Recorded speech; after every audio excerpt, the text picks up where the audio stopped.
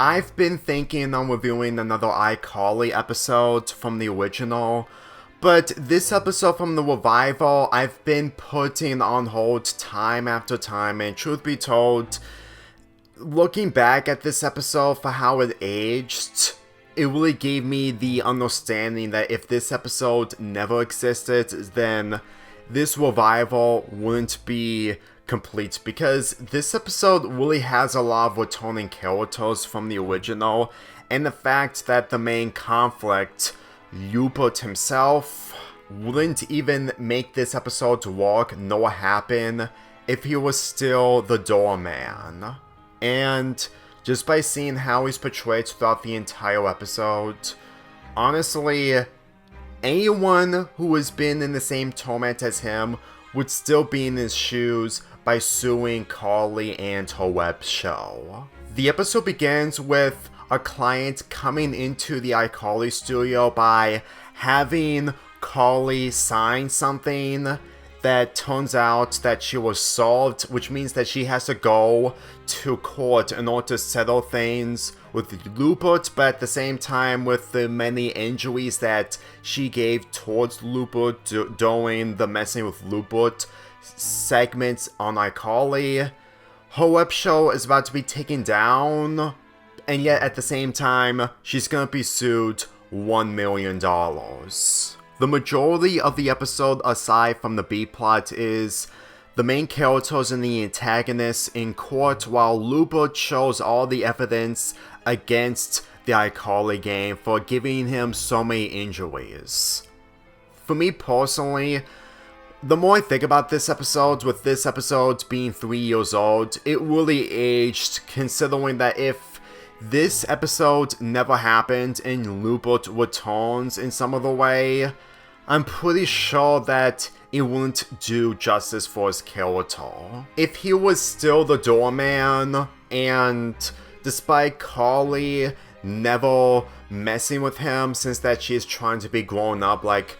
her friends, then truth be told, Lewbert wouldn't have much of a purpose other than just being how he was in the original. And with this episode showcasing 2 clips from the original iCarly show, mainly the soda machine scene and the exploding muffin basket scene, honestly, those are really good cases against the iCarly gang. And every time that the iCarly gang try to think of different scenarios in order to defend themselves, then in all honesty, we wouldn't be able to have the returning characters like Guppy, Gibby's little brother, and Chuck himself, which leads to Spencer being extremely upset after Chuck told him, "You wish it was water," which leads to Spencer almost attacking him if it wasn't with the security or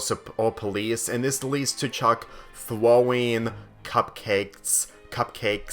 at him. You know, truth be told, this is one of the prime examples in order to have returning characters work if they're done correctly, and this episode really does it justice. Just seeing Gubby in this episode, well, the last time we've seen him is in one of the final episodes of iCarly. He really feels like a character who would play as Augustus Gloop in a possible Willy Wonka and the Chocolate Factory remake, if that ever happens, because he is a lot more different than how he was back then, and considering of how they handle his character better despite being in one scene, there was more to reasons on me reviewing this episode may have been long overdue, but at the same time, better late than never. Lewbert's ultimate plan is to not only sue Carly for $1 million, but also gain ownership of iCarly. Truth be told, if Lewbert won the court case, I don't even know what he's gonna be doing with the iCarly web show. I mean, granted,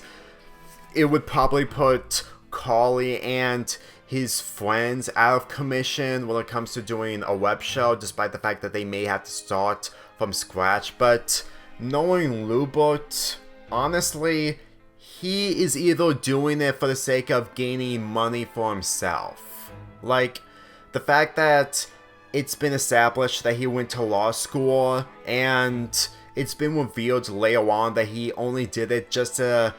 get back at Carly. Goes to show that he probably has little to value Carly's web show and probably only wants to use the web show to exploit it. But even if I take into the consideration that Lewbert has every right to sue the iCarly game when it comes to the injuries that he got, especially the trauma, it doesn't change the fact that he is still unsympathetic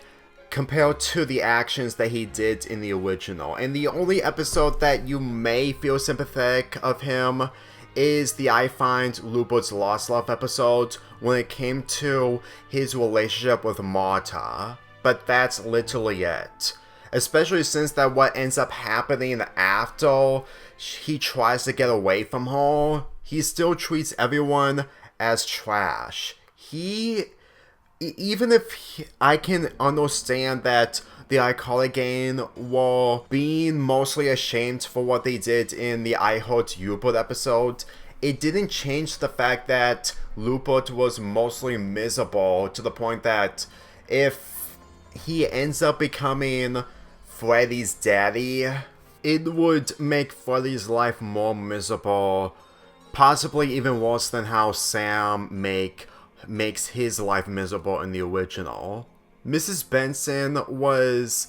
the person that Carly loses in order to defend herself, and since that ends up backfiring, truth be told, this is honestly a way to showcase of what would have happened in I Heart Lewbert if Lewbert and Mrs. Benson end up becoming an item. An item that Benson will probably move out way ahead of time before the season 3 episode came out. Let's get into the subplot before we get to the ending of this episode. The subplot centers around Harper and Millicent hanging out, and Millicent wants to do grown-up things like what Harper is doing, but at the same time this only irritates Harper to an extent. To the point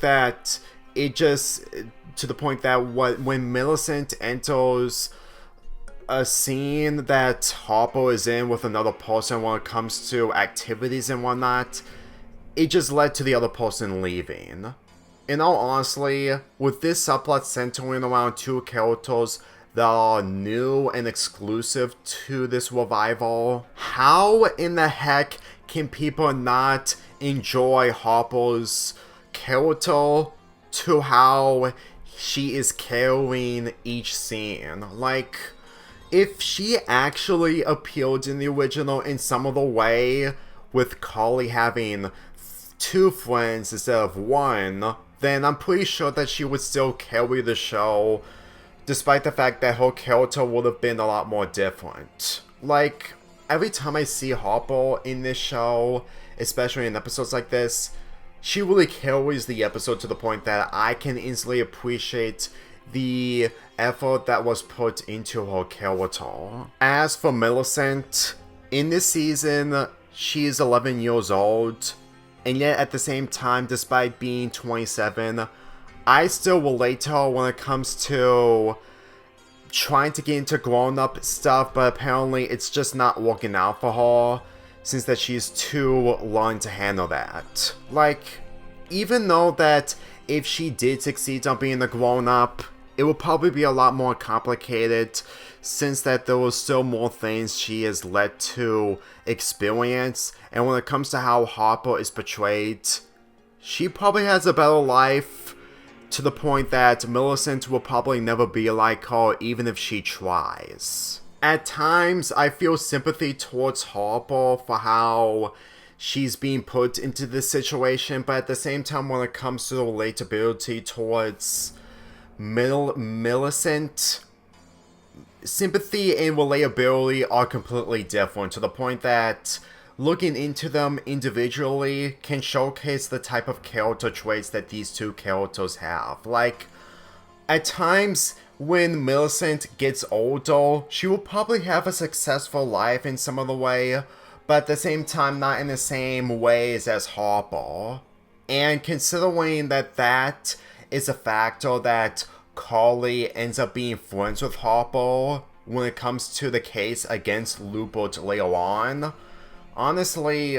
Harper wouldn't be able to have much of a purpose if it wasn't for how Carly handled the case against Lewbert. To well, the take of Harper being Carly's best friend by replacing Sam is overrated and incredibly outdated, since that Janae McCauley is a different person, especially since that she expressed her experiences in her book I'm Glad My Mom Died in the original iCarly and Sam and Cat. So in all honesty, it is a shame that we're never going to have an episode involving Sam and Harper meet, which will probably make a really interesting episode. But at the same time, Janae McCauley didn't want it to be an actress due to her mother getting in the way, and the fact that her mother is a narcissist. In all honesty, I was thinking of reviewing the Sam's mother episode from the original, but looking at it too much, even if I didn't have to look at it too much, honestly, Janae McCauley's life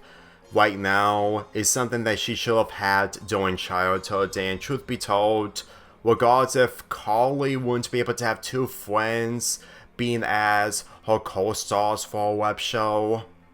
Harper would still fit the wall, unless if there were other kids out there who want to fit the wall, but less said about that the better. The comment that I stated about Lewbert helping Carly being friends with Harper was mainly the fact that Lewbert sneezed on Spencer in I Goodbye, which lead to the events of what Carly ended up gaining after putting her web show on hiatus, saying goodbye to her friends by going to Italy with her father. And this just led to so many opportunities that Carly had, which led to Lewbert having another meltdown. I would say freak out, but considering the amount of times that he freaked out in the original, the fact that Carly managed to found a loophole against Lewbert, then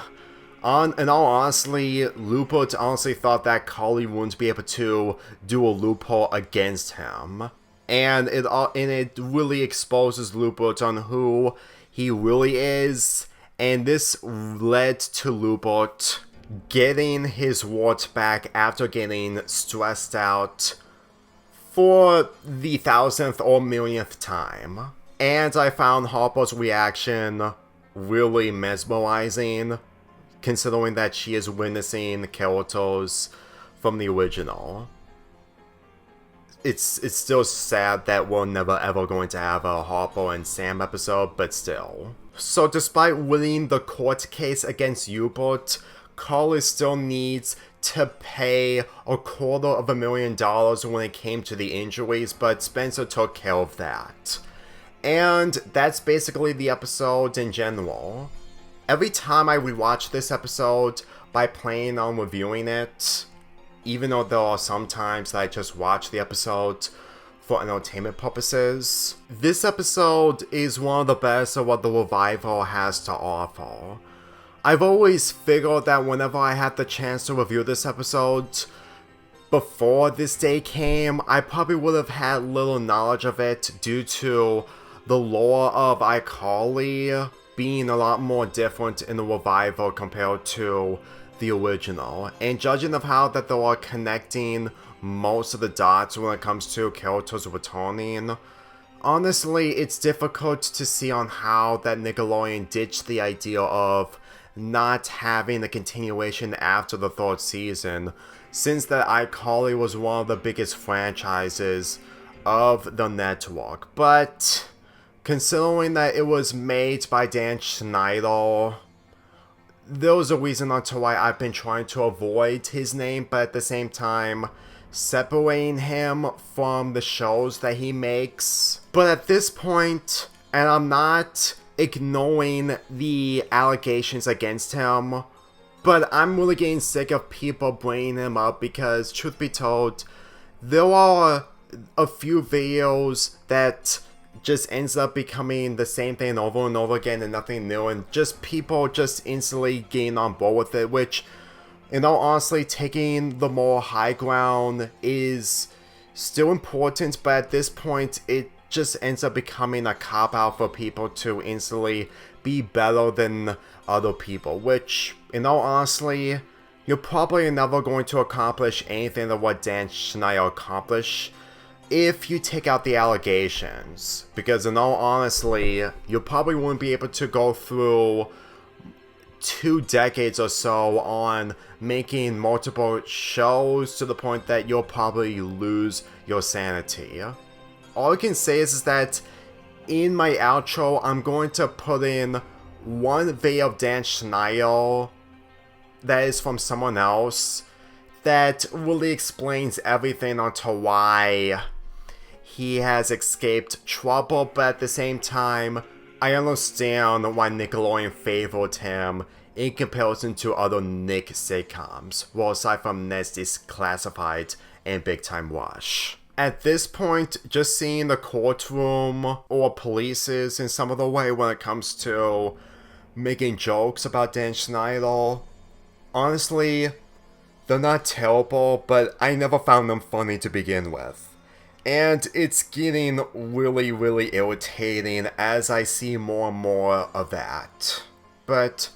that's just my opinion, despite the fact not being the most popular opinion. I'm giving this episode an 8.5 out of 10.